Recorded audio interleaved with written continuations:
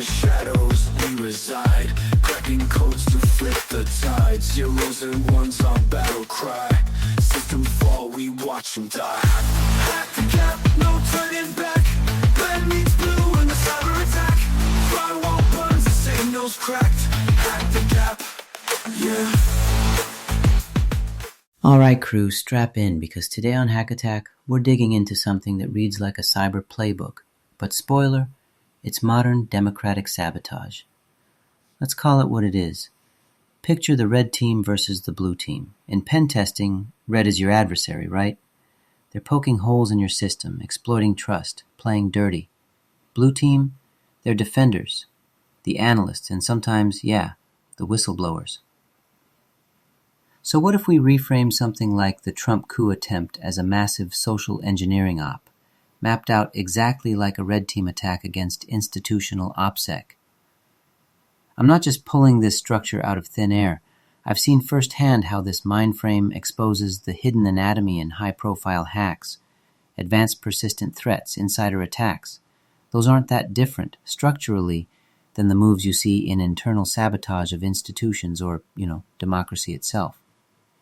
This framework, it's not just theoretical. When we break down the steps, recon, infiltration, privilege escalation, lateral movement, suddenly stuff that looks random or chaotic actually fits a flowchart, and you see exactly where the system got played. Think of today's episode as a walkthrough of that flow, just swapping out servers for governing bodies, and instead of malware, the payload is mass manipulation. And trust me, a hacker's mindset is exactly what you need if you want to make sense of the coup playbook that unfolded right in front of our eyes.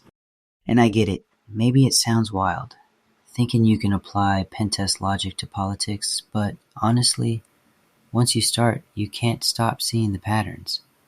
Let's get into initial infiltration and see how winning hearts and minds is really just the human equivalent of a phishing email. So, red team, phase 1. You're in by being liked. In hacking, the first step is often phishing, bypass logical defenses by hitting emotional triggers. The populist wave that brought Trump to office, that's basically a phishing campaign on a national scale. Instead of sending fake emails, you craft messages based on identity, charm, stoking fear, whatever works to get past skepticism. It's classic social engineering. Target people's hope, frustration, or, let's be real, their outrage.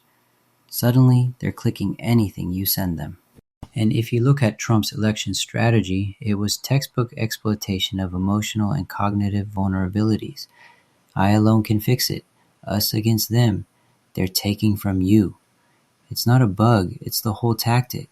That's how you sneak past firewalls. Well, in this case, critical thinking and, reality checks. You want a question to ask yourself next time you're seeing this play out on your timeline? Try, if this were a suspicious link, what red flags would make me hesitate? Because honestly, at scale, there's almost no difference, except instead of credential theft, it's consensus hijack. And let's face it, just like in phishing, some users, some voters, are way easier marks than others. The moment you spot the emotional hook, that's usually your sign you're not seeing genuine discourse. You're seeing an attack vector. Alright, so you're in the door, seduce the user. What next? It's all about trust elevation. Phase 2 for the red team, escalate your privileges. You get deep by hijacking trust. In this sabotage playbook, that's the move where you clean house, reshuffle the cabinet for loyalists, and, crucially, purge anyone with expertise or backbone. It's like getting root by convincing admins you're legit, right? Authority bias isn't just some academic term, it's the oldest exploit in the book. I'm the leader, trust me. We saw that with those constant loyalty demands, Pence's loyalty tests, and those forced public pledges from insiders. It's privilege escalation. Convince someone with access that you're on their team, then quietly seize those privileges for less than legit purposes. Quick war story. Once, I was doing a red team exercise and literally walked through secure doors, just flashing a fake badge and acting like I owned the place. An employee let me in. No challenge, just automatic trust. 10 minutes later, I'm in the server room. The aftermath? Everyone asking, why'd you do that? But in the moment, it's a million years of evolution screaming, obey authority. Same thing here on a national scale. The lesson? Our defenses are only as strong as our ability to recognize when authority is being spoofed. Now, once you've got admin access, you start disabling security, which, brings us to the next move, institutional erosion. Third step, now the red team guts the actual security measures. Let's map this out. Stacking courts, defunding watchdogs, plugging legal loopholes, all to systematically disable checks and balances. In cybersecurity, this is like turning off AV, deleting logs, and bypassing two-factor. You don't notice it at first, but soon nobody's alerting, nobody's watching, and breaches can run wild. Here's the psychological hack. Once people see their reports get ignored enough times, they stop reporting altogether. That's learned helplessness. In SOCs, if users report phishing and nothing happens, compliance dies. Here, the public stops flagging problems as the new normal takes over. The big question is, what are democracy's actual firewalls? Well, courts, freedom of the press, nonpartisan watchdogs, those are your logging and alerting systems. Keep those alive or you're pretty much running blind and letting in whatever rootkit walks past. Next up, let's see how you move from silent disabling to, just tossing a polarization grenade. Here's where it gets ugly. Phase 4, the polarization bomb. You're not just disabling, now you're flipping the user base itself by amplifying every cultural divide, every grievance, every tribal identity. Think malware designed to hijack user intent. Classic stuff in the hacker toolkit, but on the social scale. Rhetoric shifts to us versus them, purity versus corruption, all that. It's deliberate. Drop a payload on a vulnerable population and watch them turn on each other. We all have these cognitive biases hardwired in, and this tactic doesn't invent new ones. It just sets them off, like digital landmines. Now, a lot of folks ask if third-party fact-checkers are the antivirus in this dynamic. Maybe, but man, persistent adversaries can evade signature-based defenses if your population doesn't value objectivity. And once you start updating your malware with a fresh narrative every cycle, well, even the best antivirus struggles. Alright, moving on. Economic sabotage. If you're red team, you want to poison the well while everyone's distracted. This is where things really start to resemble a ransomware attack. You weaken the economic infrastructure under the banner of freedom or efficiency. Think deregulation, crony privatization, and gutting institutions that are supposed to keep supply lines clean. It's a supply chain attack. If you can compromise just a few critical points, the whole system is at risk. The script. Masking policy collapses liberation. You see it in those let business handle itself mantras or talk about draining the swamp while funneling contracts to loyalists. It's like those ransomware groups who claim they're liberating your files instead of just holding you hostage. In both cases, the real goal is to erode trust in the ability of any watchdog, government or digital, to keep things fair and stable. If the security supply chain is poisoned, what happens? You're forced into paying for solutions that should have never been compromised in the first place. And to keep people from realizing what's up, you drown them in noise, and hey, that takes us straight to narrative control. This information is basically a psychological DDoS. We're not talking about one subtle lie sneaking by. This is flooding the airwaves and the brains with so much junk data, people can't tell what's real or worth responding to anymore. It's gaslighting on a societal level.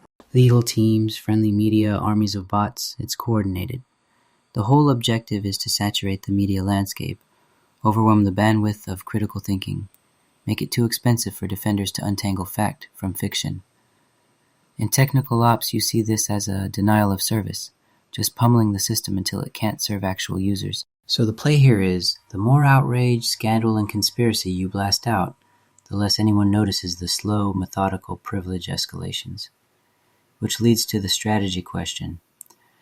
What actually limits the rate of authoritarian narrative flood?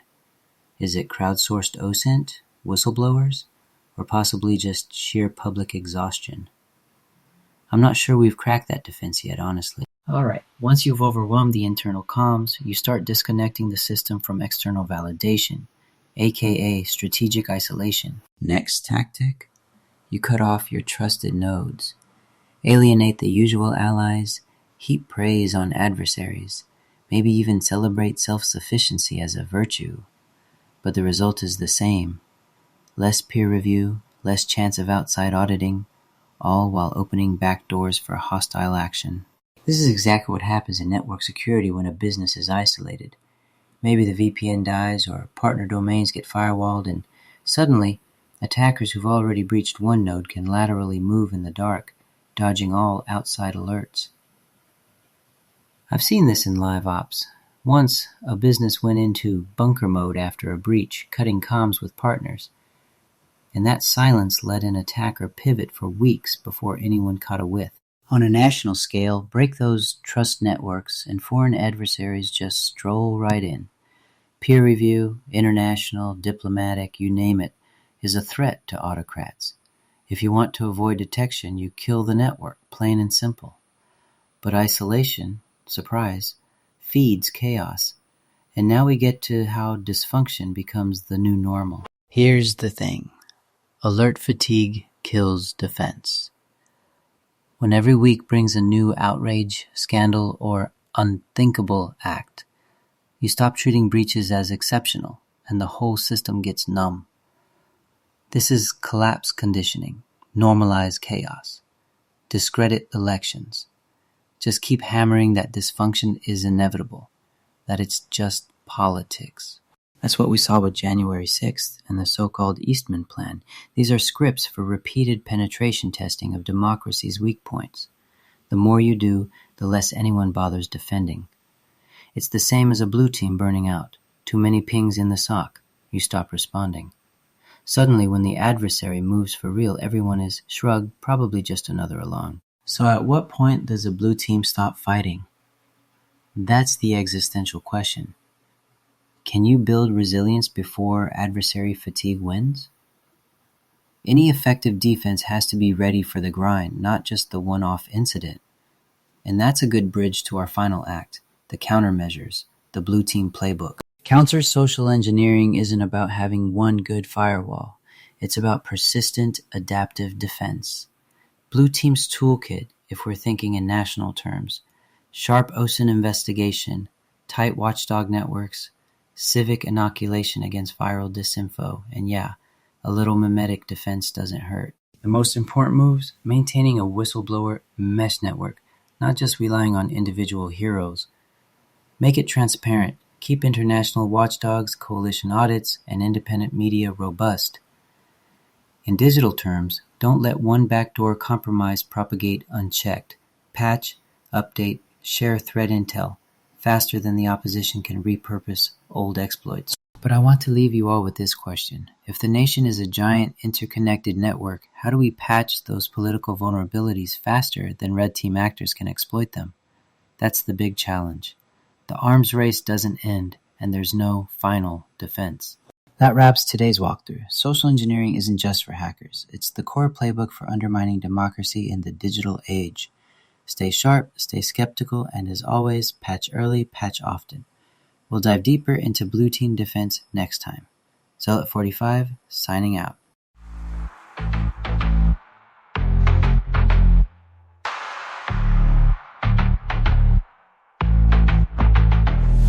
The whispers, a data stream, codes the canvas, paint the scheme. We're the ghosts inside the machine. Nothing's safe, not even your dream.